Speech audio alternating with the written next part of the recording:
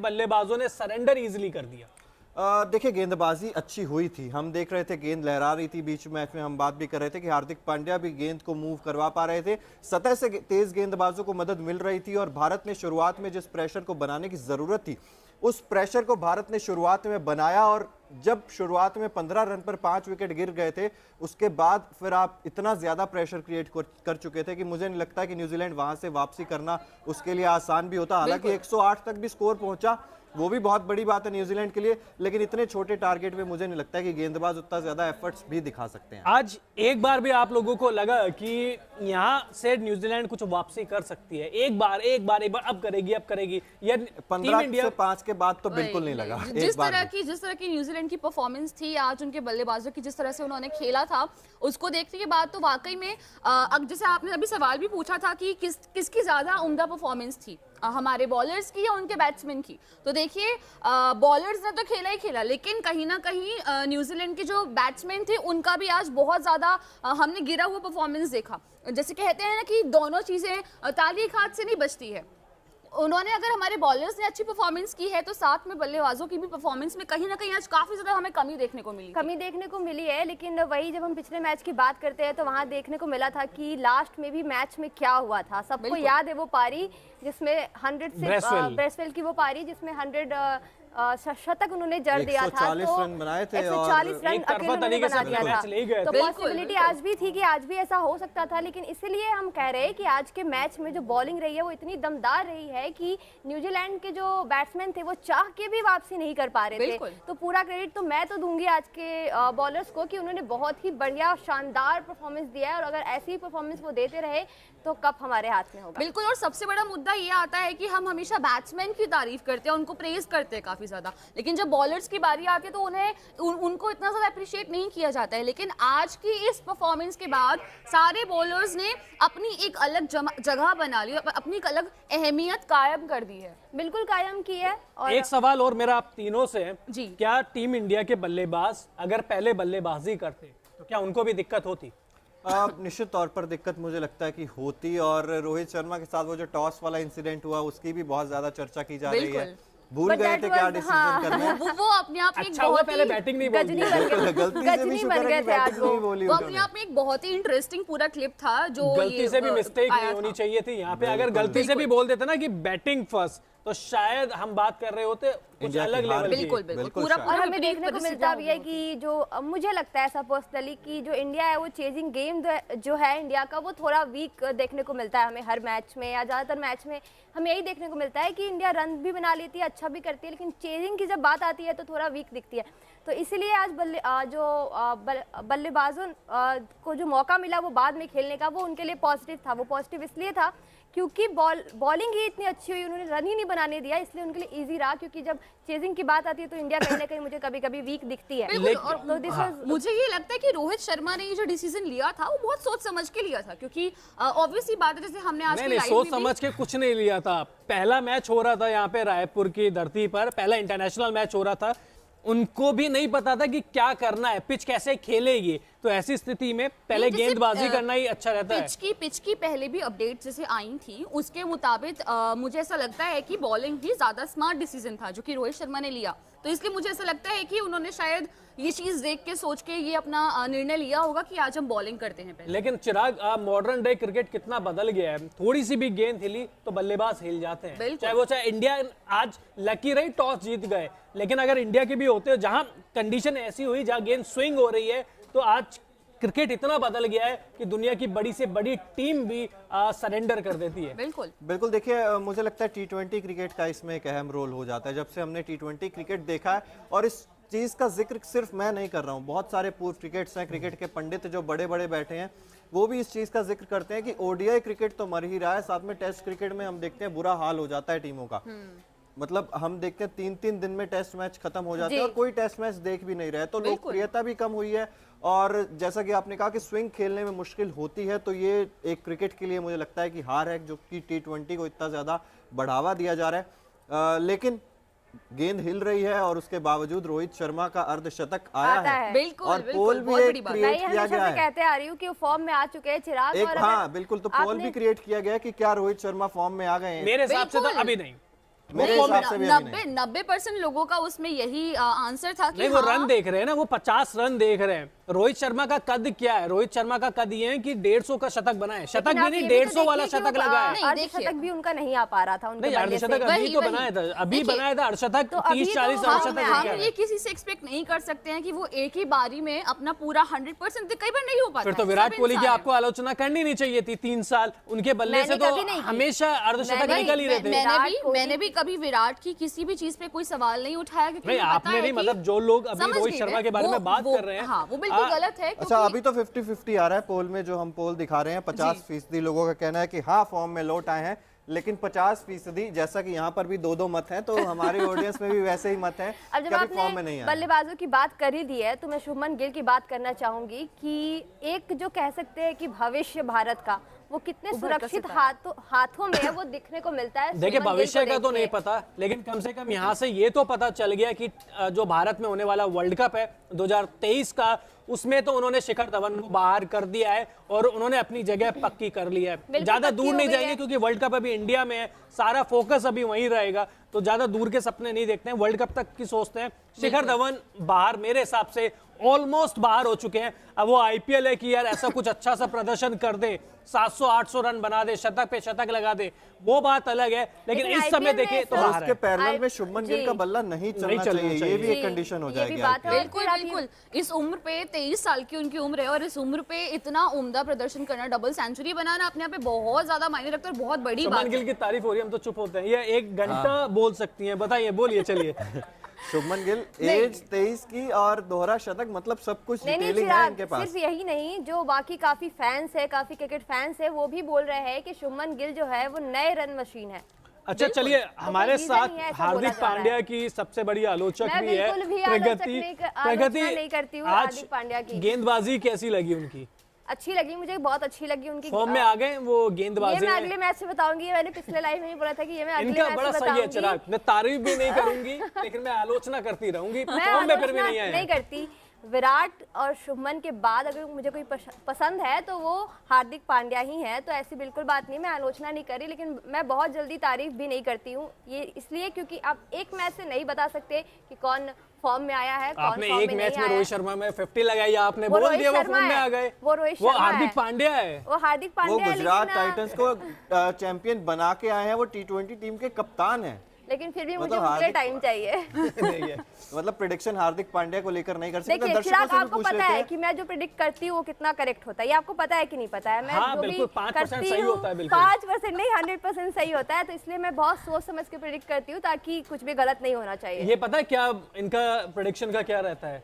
विराट कोहली 99 पे तो क्या शतक शतक मारेंगे। लगाएगा? हाँ, लगाएगा। चलिए, ये- मैंने जब केएल राहुल ने 50 रन बनाया था तो मैंने मैच स्टार्ट होने से पहले बोला था कि आज केएल राहुल का 50 आ रहा है, और उस दिन 50 आया था। रोहित शर्मा का 50 कब आ रहा है? दर्शकों से भी वो तो सवाल है। आज ही आया था, 100 शतक 100 तो बहुत जल्द आने वाला है। जल्द नहीं, किस अब मैच वो में? मैं मैच इंडिया के- की, जिस दिन मतलब मुझे- इंडिया की ऑक्टोपस बाबा मान जिस ले दिन आपको। मुझे, हाँ आप मान सकती हैं, जिस दिन भी मुझे इंट्यूशन आएगा, जिस भी मैच के पहले मैं बोलूंगी कि आज शतक आने वाला है और आप देखिएगा शतक आएगा।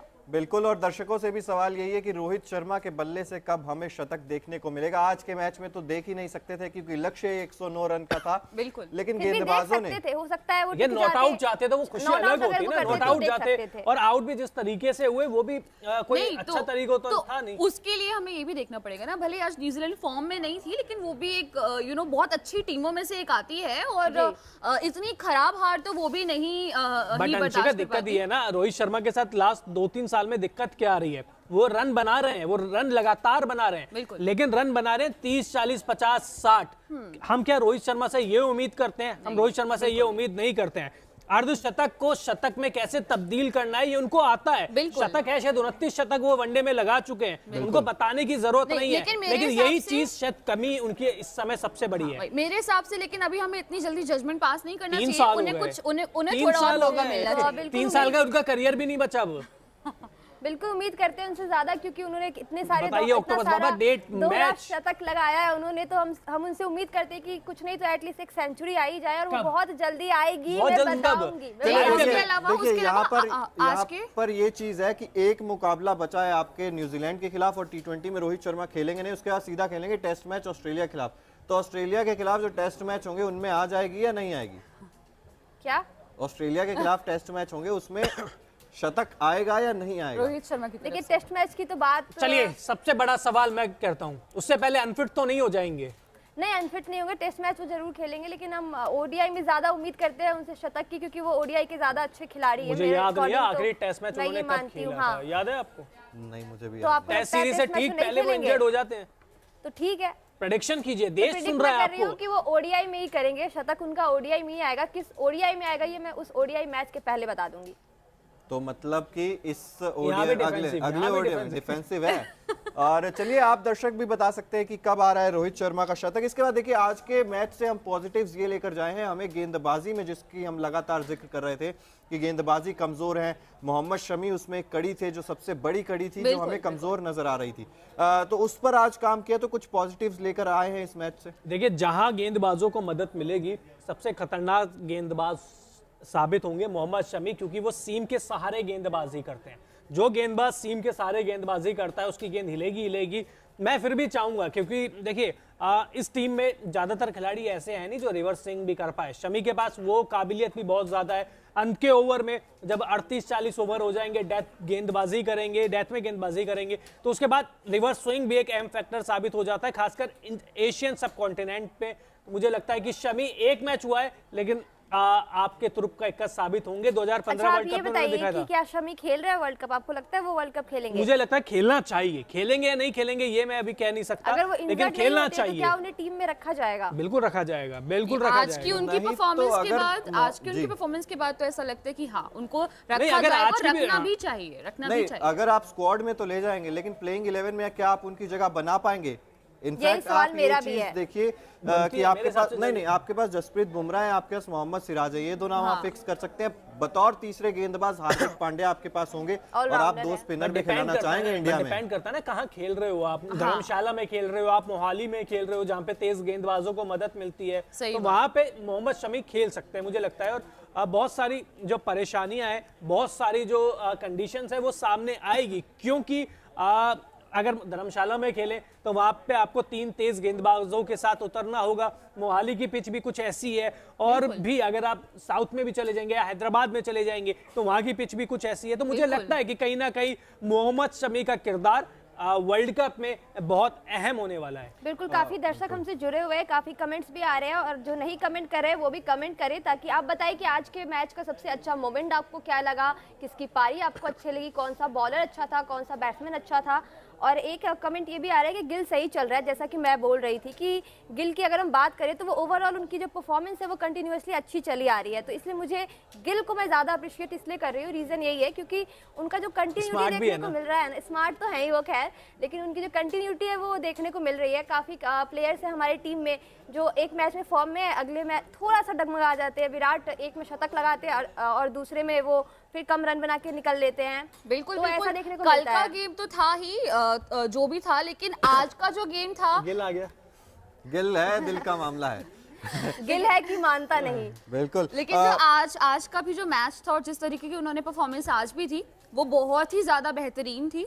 और ऐसा कह सकते हैं कि आज राहुल और गिल इन दोनों ने ही पूरा आज कमान संभाला हुआ था और बहुत ही बेहतरीन परफॉर्मेंस दी थी, इसमें कोई शक नहीं। ये बहुत सही चीज बोली प्रगति और अंशिका ने कि जो निरंतरता के साथ प्रदर्शन कर रहे हैं, तो ये चीज बहुत अच्छी है, क्योंकि आजकल आप ज्यादातर यंगस्टर्स को देख लीजिए, वो निरंतरता के साथ प्रदर्शन नहीं करते हैं। उनका ये 1-2 मैचों में अपने दम पे जिता देंगे, लेकिन गिल एक ऐसे खिलाड़ी है जो रोहित शर्मा करते थे, जो विराट कोहली करते थे, जो शिखर धवन करते थे। मुझे लगता है कि इन तीनों की झलक मुझे शुभमन गिल में दिख रही है। कमेंट आ रहे हैं कि Mohammed Shami back in his form. देखिए एक मैच से मुझे नहीं लगता है कि जज कर देना चाहिए कि मोहम्मद शमी, हार्दिक पांड्या और मोहम्मद शमी में यही बात करना चाह रही हूँ कि मैं एक मैच में नहीं बता सकती कि वो फॉर्म में वापस आए हैं या नहीं। हार्दिक ने अपनी बॉलिंग से इंप्रेस किया है, मैं बैटिंग से मैं खुद कह रहा हूँ कि बैटिंग अभी देखना है। मैंने दूसरे मैच में बोला था, पहले मैच में जब वो फॉर्म मतलब उन्होंने अच्छा खेला था तो उनका शायद थंब इंजर्ड हो गया था, जब उन्होंने काफी अच्छा खेला था इंजर्ड थंब से, लेकिन फिर जब वापसी आई उन्होंने अच्छा खेला।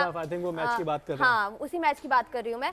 फिर जब उन्होंने वापसी की और तब उन्होंने अच्छा खेला तो मैंने बोला था कि एक साल पुरानी बात कर रहे हो, 2022 की बात थी। एक साल हो लेकिन कुछ महीनों पहले की बात है। अच्छा, यहाँ पर पीसीआर से एक कमांड भी आ रही थी, बार बार सवाल है दर्शकों का भी और हमारे जो पीछे बैक एंड पे टीम काम कर रही है उनका भी सवाल है कि या ये वही पिच थी जिस पर न्यूजीलैंड वाले बल्लेबाज बैटिंग कर गए थे या पिच बदली थी? अगर क्या हुआ था? अगर भारत पहले बल्लेबाजी कर रहा होता और न्यूजीलैंड बाद में बल्लेबाजी कर रहा होता तो भी यही होना था, क्योंकि पहले गेंदबाजों को मदद थी। और 109 रन, यार 109 रन आजकल हंसते खेलते बना जाते हैं, तो मुझे लगता है कि रनों का प्रेशर नहीं था। ये अगर 250 रन के और करीब इस टीम में तो 3-3 दोहरे शतक वीर थे। और मुझे लगता है 109 रनों का लक्ष्य दिया था। मुझे लगता है ना कि अब जो नेक्स्ट ओडीआई मैच होने वाला है उसमें तो प्रेशर रहेगा ही नहीं, तो उसमें भारतीय टीम फिर से अच्छा ही परफॉर्म करने वाली है। सही बात है, क्योंकि मैं देखती हूँ कि प्रेशर जब नहीं रहता है तो भारतीय टीम काफी ज्यादा ही अच्छा खेलती है। आप लोगों को लगता नहीं है कि अब सूर्य कुमार यादव का भी एक तूफान तो वनडे में देखने को बनता है? तीसरे वनडे में उनको नंबर 3 पे ओपन जो कराना है करा दो यार, तुमको जैसा खेलना है खेल लो। बिल्कुल। क्या आप लोग मानते हैं सूर्य कुमार यादव को अब बल्लेबाजी में ऊपर आना चाहिए? और एक जो तूफान है ना, क्योंकि T20 में तो तूफान हमने उनके बहुत सारे देखे हैं, लेकिन वनडे में पेंडिंग चल रहा है, ड्यू चल रहा है, तो क्या तीसरे वनडे में कोच, कप्तान, टीम मैनेजमेंट उनको ऊपर मौका देगा बल्लेबाजी करने के लिए? ऊपर का नहीं पता, पर मैं चाहती हूँ चौथे नंबर पे, चौथे आप बात करें ना, क्योंकि 1, 2, 3 तो उनको मिल ही नहीं सकता, चौथे पे नहीं मिल सकता है, नहीं मिलना चाहिए। ये शुभमन गिल का प्लेस है सेकंड, मैं नहीं जाने दे रही उसको कहीं। ये दोनों ही मुझे लगता है शुभमन गिल के प्लेस को नहीं जाना है। ऐसा नहीं है मेरे लिए, तो मतलब बस इतना है कि उन्होंने बहुत ज्यादा खेला है और जिसने बहुत अच्छा खेला उसको अप्रिसिएशन भी मिलना चाहिए। जैसे आज हम अगर बॉलर्स की तारीफ कर रहे हैं इतना ज्यादा, तो हमें मतलब जब उन्होंने भी इतनी बेहतरीन परफॉर्मेंस दी है कल के मैच में भी, आज के मैच में भी, तो उनकी भी तारीफ विदाउट एनी डाउट होनी चाहिए। और सूर्या को चौथे नंबर पे इसलिए खिलाना चाहिए, जरूरी इसलिए है। नंबर 4 पे खिला के क्या करोगे अगले मैच में? फिर 150 पे ऑल आउट हो जाएंगे, फिर वो सारे टॉप 3 खेल जाएंगे। नहीं मतलब इतना रन बने कि वो खेले, अब ऐसा तो हो ही नहीं सकता। अगर इससे ज्यादा 200-250 से ऊपर रन बनाना तो न्यूजीलैंड फिर आपको हराने की भी काबिलियत रखती है। अगर यहाँ पे 250 रन भी बन जाते ना, यहाँ पे 250 रन बन जाते, इसी मैच में आता है सर। नहीं हारने में, देखिए हारने में नहीं आता, जब ज्यादा स्कोर खड़ा होता है ना आपके सामने, तब खेलने में ज्यादा स्कोर खड़ा होता है तो हमारे बल्लेबाज सरेंडर कर जाते हैं। मजा तब आता है जब पहले ही गेंदबाज जो कि ज्यादा रन बनाने ही ना रहे, जिससे कि बैट्समैन के लिए और इजी चीज निकल जाए। जैसे कि आज हुआ, आज हमारे बॉलर्स ने इतना बेहतरीन खेला, उन्होंने इतने उम्दा तरीके से खेला, उन्होंने ऑल आउट कर दिया और इतनी जल्दी कर दिया, जिसकी वजह से बैट्समैन के लिए कोई प्रेशर ही नहीं था। बिल्कुल, अमित कुमार जी भी कह रहे हैं yes yes yes, sky is the hero of India. Hero तो है, देखिए नो डाउट हीरो है, लेकिन जो हम इनफ मौके की बात करते हैं कि उनको ओडीआई में मिलना चाहिए, और कहीं ना कहीं वो मिलना स्टार्ट हो गया, लेकिन फिर भी उनको वो पोजीशन नहीं मिल पा रही कि वो खेल पा रहे। तो मैं चाह रही हूँ कि वो भी ऐसा प्रदर्शन, कुछ खास नहीं किया था, बैटिंग आई थी उनकी, 4 रन बनाए थे शायद, बहुत कम रन, 31 रनों की पारी खेली थी। पहले वनडे में 31 रनों की पारी खेली थी। क्योंकि आप सोचिए वनडे वर्ल्ड कप से पहले उनके पास ज्यादा टाइम है नहीं, श्रेयस अय्यर फिट होके आ जाएंगे तो फिर उनकी जगह चली जाएगी। ये आखिरी वनडे है मेरे हिसाब से सूर्य कुमार यादव के पास। हाँ, उनको मौका मिला लेकिन मौका नहीं मिला, ये हम कह सकते हैं। यार वही बात है ना, जैसे उनको स्टार्ट तो मिल रहे हैं सूर्य कुमार यादव को वनडे में, 30-40 वो भी बना रहे हैं, लेकिन बड़ी पारी जैसे वो T20 क्रिकेट में कर रहे हैं, 3 शतक लगा चुके हैं, वनडे क्रिकेट में अभी तक वो उस तरह का प्रदर्शन नहीं कर रहे हैं, शायद थोड़ी सी जल्दबाजी कर रहे हैं, मुझे लगता है। तभी ये बात आ जाती है ना कि वो T20 के बेहतर खिलाड़ी है और ओडीआई के नहीं है, ऐसा लोग बोलते हैं। यही रीजन है, क्योंकि उनको मौके मिलते भी हैं, लेकिन मौके प्रॉपर तरीके से नहीं मिलते। आप कैसे कह सकते हो कि उस तरीके का नहीं है? T20 में आप अगर टीम चुनते हो तो हार्दिक पांड्या के बाद जो पहला नाम आता है वो आता है सूर्य कुमार यादव का। बिल्कुल वनडे में ये चीज नहीं है, वनडे में उनको भी नहीं पता है कि वो प्लेइंग 11 में खेलेंगे कि नहीं खेलेंगे। तो आपको देखिए, अगर दिमाग में चलेगा कि मेरी जगह परमानेंट है कि नहीं है, मैं किस नंबर पे खेलूंगा, मेरे को शफल कर दिया जाएगा। और है कि एक बात से तो आप अग्री करते हैं ना कि जो स्काई है वो थोड़ा फास्ट खेलते हैं, अच्छी चीज है ना, खेलते हैं ना। और ओडीआई में मुझे लगता है ऐसा कि आपको थोड़ा स्लोली खेलने की जरूरत है, थोड़ा पेशेंस के साथ खेलने की जरूरत है। हम हाथ जोड़ के थक गए कि इंग्लैंड का जो टेम्पलेट है वो अपनाइए, हम बहुत पुराना क्रिकेट खेल रहे हैं। अब जब 1-2 खिलाड़ी कोशिश कर रहे हैं तो प्लीज उनको खेलने दीजिए। साथ में प्रकृति, हम ऋषभ पंत को हमने देखा टेस्ट का सबसे महान विकेट कीपर बल्लेबाज बनते हुए, तो वो रुक के खेलने की वजह से नहीं हुए। उनका ऐसा नहीं था कि अगर टेस्ट क्रिकेट को हमें जो नेचुरल गेम है वो